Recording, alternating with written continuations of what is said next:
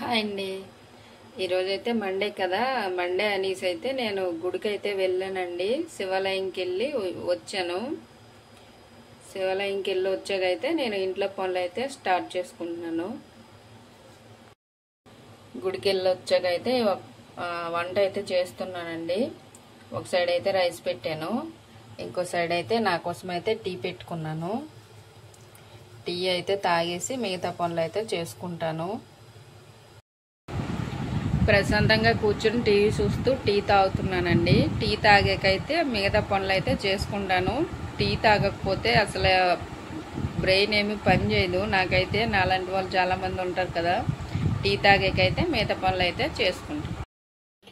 Rice అయితే ఉడికిపోయిందండి. ఇప్పుడైతే కర్రీ అయితే చేసుకుంటాను. సింపుల్గా ఆలు ఫ్రై అయితే చేసేస్తాను. కళాయి పెట్టుకుని ఆయిల్ కూడా వేసాను.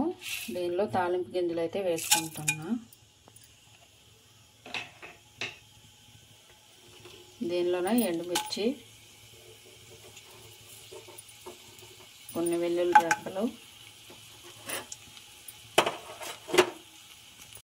ఉల్లిపాయలు కూడా వేసేస్తున్నా.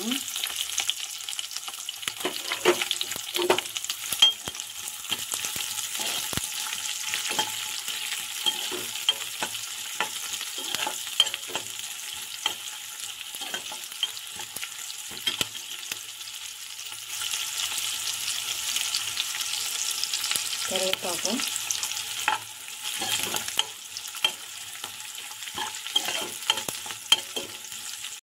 ఇప్పుడైతే బంగాళదుంప ముక్కలు కూడా ఇందులో వేసేస్తాను. ఇదిగోండి.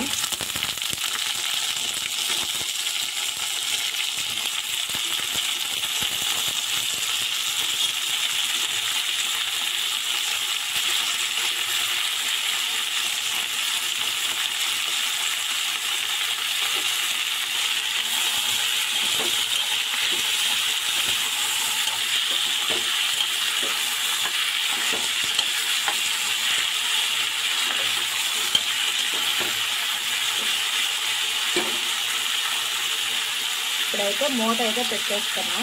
మూత పెట్టేసి మగ్గించుతాను.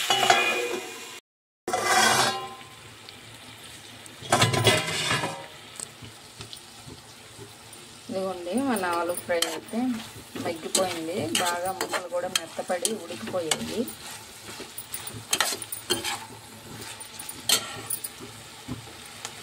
ఇప్పుడు ఇందులో మనం ఫస్ట్ అయితే పసుపు,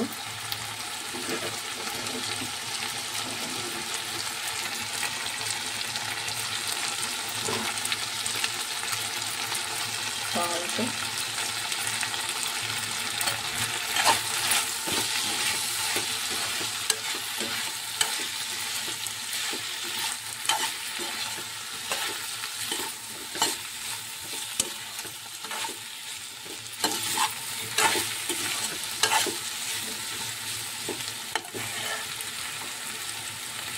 ఇందులోనే కారం కూడా వేసేస్తాను.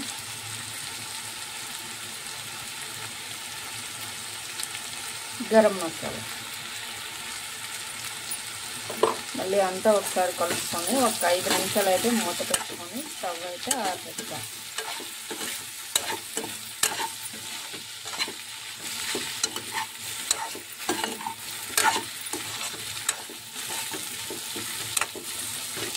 ఇప్పుడైతే మూత పెట్టేస్తాం.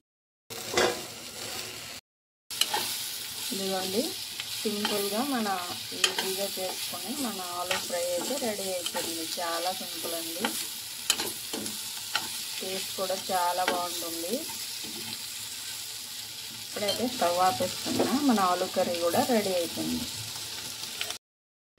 నా లంచ్ రెసిపీస్ అయితే చూపిస్తానండి. ఇదిగోండి, రైస్ వేసుకున్నాను.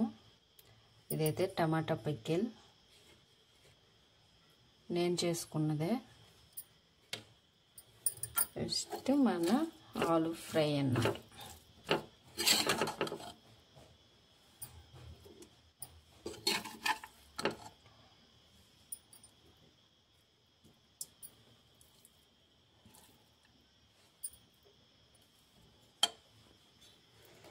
ఇవ్వండి, సింపుల్గా మా లంచ్ రెసిపీస్ అయితే. ఇప్పుడు నేనైతే లంచ్ అయితే చేసేస్తానండి. ఇక్కడితో అయితే ఎండ్ చేసేస్తున్నా.